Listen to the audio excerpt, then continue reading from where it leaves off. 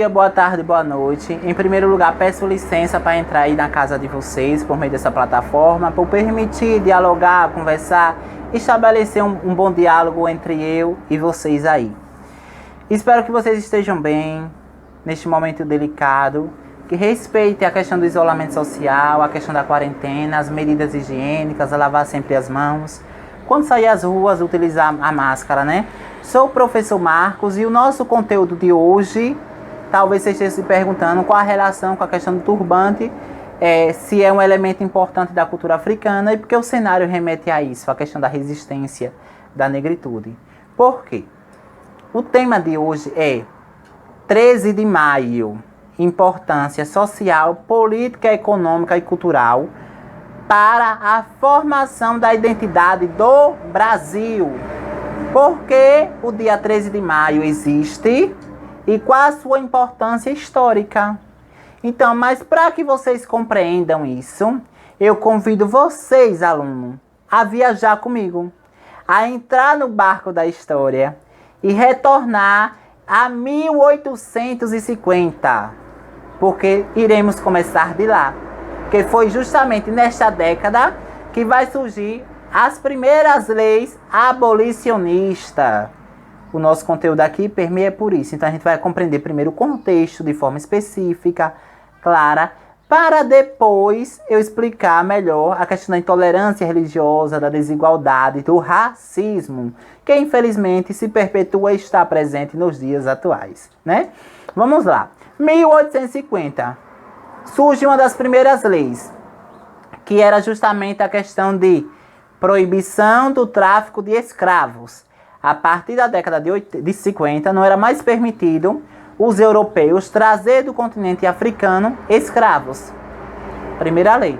Na década de 70 e 80, vai surgir outras leis, como a lei do ventre livre, a lei do sexagenário, a lei de Eusébio de Queiroz, como eu já citei, mas que essas leis elas não serão suficientes para colocar em declínio, para eliminar a escravidão.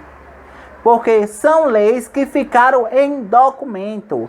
Se tratando de prática, não houve mudança. Houve mudança na questão da teoria, né? Houve conflitos lá no Senado e entre os poderes existentes da época, mas só que na prática não houve muita mudança. Então, o que é que vai ocorrer em 1880? Especificamente no ano de 1888, Dom Pedro II, ele faz uma viagem para a Europa para cuidar da questão de sua saúde, que estava debilitada, estava um pouquinho frágil. Então ele viaja para a Europa e deixa sua filha Isabel, a princesa Isabel, na regência do Brasil Império. Então ela vai se tornar regente durante a ausência do imperador Dom Pedro II. Então isso significa que, na ausência do rei, quem comanda é a regente, neste caso a princesa Isabel. Então o que é que vai ocorrer? No dia 13 de maio de 1888, ela vai assinar a Lei Áurea, que vai colocar em questão a eliminação, o fim da escravidão. Mas, infelizmente, isso mais uma vez, assim como as demais leis, foi apenas teoria, foi apenas documento.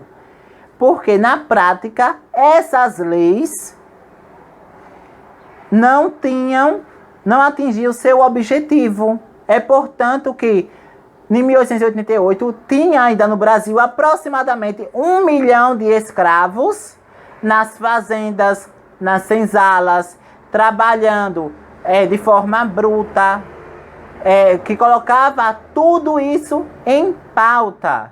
E é importante mencionar que nesse período os escravos eles trabalhavam nas plantações de cafés, né? Não era a cana-de-açúcar, a cana-de-açúcar é lá no Brasil colônia. Nos anos da década de 1880, vai prevalecer a questão do café e tantas outras produções, né? Mas vamos lá. Devido a esse contexto político, devido a esse contexto político lá no Rio de Janeiro, diversos movimentos vai estimular, vai incentivar a princesa Isabel a assinar a Lei Áurea, juntamente com o apoio da Inglaterra. Como de fato isso vai ocorrer, a Lei Áurea vai ser assinada. Mas a escravidão, ela vai permanecer. Não vai haver muita mudança. Até aí tudo ok? Tudo tranquilo, né? Você já sabe. A Lei Áurea foi assinada no dia 13 de maio de 1888. Por isso, dia 13 de maio. Entretanto, o que é que vai ocorrer com a população negra após o processo de abolição? Simples e fácil. A população negra, ao invés de ser integrada, ao invés de ser incluída na sociedade brasileira, com direitos à saúde, à educação, à assistência, à moradia e tantos outros meios, ela vai ser, na verdade, excluída pelo Estado. O Estado, ao invés de incluir, vai excluir, vai marginalizar a população negra. Então, é nesse contexto aí que os escravos, os escravizados, por uma questão de sobrevivência, vai permanecer nas fazendas, trabalhando em mão de obra escrava, mão de obra forçada. Não era uma escolha dele, era uma questão de sobrevivência. Se eles quisessem se alimentar e ter moradia, eles tinham que trabalhar nos campos de cafés. Então a questão de sobrevivência, eles permaneceram. Por mais que a lei já existia, eles permaneceram. Senão eles acabavam mortos. Mortos de fome, morriam de fome ou de doença, né? E aí o que vai ocorrer? Vai gerar em torno disso um processo chamado de superiorização e de democratização racial. Primeiro, a população branca, que se diz naquele período superior à população negra, vai marginalizar os negros. E nesse processo de marginalização, vai se passar de geração em geração e vai ficar presente nos dias atuais por meio da intolerância religiosa, por meio do racismo, por meio de tantos outros aspectos negativos. Então a gente percebe que essa questão da desigualdade social é hoje dessa forma porque ela teve herança lá no processo da escravidão, não é isso? Mas eu vou explicar melhor para vocês como se deu e qual a importância do movimento abolicionista. Pessoal, o movimento abolicionista era um grupo de pessoas comuns, poetas, pensadores, filósofos, que se uniam em prol de um único objetivo, que era justamente defender o fim da escravidão. Então, por mais que a escravidão é abolida em teoria em 1888, mas esse movimento abolicionista percebeu e pensou que, de fato, não foi acabada a escravidão. Só foi acabada apenas para mostrar aos países europeus que o Brasil tinha abolido a escravidão, mas que de fato não tinha abolido. Isso daí é uma questão prática. Então, a sociedade passa a negligenciar a diversos aspectos da população negra. Então, a população negra, pelo fato de não ter acesso a essas questões de direito da população, essa questão do privilégio, vai fazer o processo de remanejamento. O que é esse processo de remanejamento? A população branca vai ficar nos centros da cidade, enquanto a população negra vai ficar nas margens da cidade, nas periferias da cidade. É quando aí surge o quê? As favelas. As favelas vai surgir aí nesse contexto. Por isso hoje que a grande maioria das pessoas que moram nas favelas são as pessoas negras, porque é de origem, é descendente de pessoas negras e que essa questão de moradia aí foi passada de geração em geração, como também o próprio preconceito e como a própria ignorância humana ela foi passada de geração em geração, colocando a ideia da superioridade de uma cultura branca ser superior à cultura negra. Mas não existe superioridade de cultura, pelo contrário, existe diferença cultural que é diferente.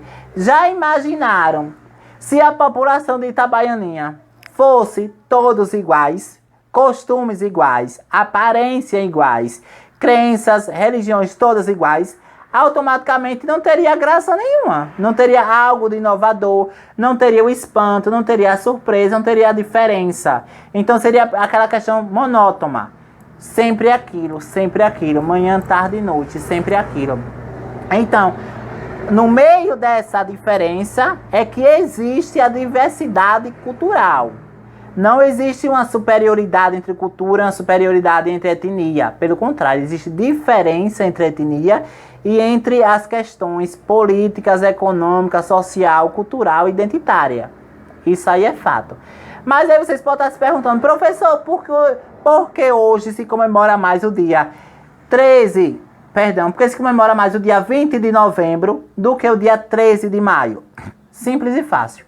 Porque o dia 13 de novembro foi reproduzido e dito por muito tempo que o dia 13 de maio, na verdade, foi um dia da benevolência, um dia de caridade da princesa Isabel. Segundo relatos, diz que a princesa Isabel teve pena da população negra, teve caridade da população negra e assinou a Lei Áurea. Mas, na verdade, a gente precisa desconstruir essa ideia. Porque ela não assinou porque quis. Pelo contrário, ela assinou porque ela estava sob um estado de pressão. Pressão dos países europeus, pressão da Inglaterra e pressão dos movimentos abolicionistas que estavam lá no Rio de Janeiro. Aquelas pessoas comuns, os pensadores, os filósofos, poetas, mulheres e pessoas negras que defendiam a igualdade, a liberdade e a fraternidade. É que estavam lutando para que a princesa assinasse, como de fato ela assinou. E o dia 20 de novembro, ele é comemorado como a participação do negro no processo da escravatura, como o momento de conquista, de resistência e de luta. Então, nos espaços, sobretudo escolares, e como também outros, há a preferência de se comemorar a questão da negritude dos povos negros no dia 20 de novembro. Mas é uma ação e uma atitude errônea, porque o dia 20 de novembro foi uma continuação do dia 13 de maio. Então, a gente não pode trabalhar essas duas datas de forma diferenciada, que o dia 20 de novembro não tem nada a ver com o dia 13 de maio. Pelo contrário, são duas datas que se unem num único processo. E que o dia 13 de maio, na verdade, foi o trampolim, foi a abertura de uma nova era para o dia 20 de novembro. E lembrando que primeiro foi instalado o dia 13 de maio e o 20 de novembro só veio a partir do ano de 2003 com a Lei 10.639, que vai tornar o dia 20 de novembro como consciência negra, mas consciência negra tem que ter todos os dias, como também a questão do ensino de história. A partir de 2013, o ensino de história terá por obrigatoriedade trabalhar as questões afrodescendentes, a cultura africana em sala de aula. É quando vai surgir o dia 20 de novembro. Tanto quanto essa data, o dia 13 de novembro, o dia 13 de maio, vai ter a mesma significância.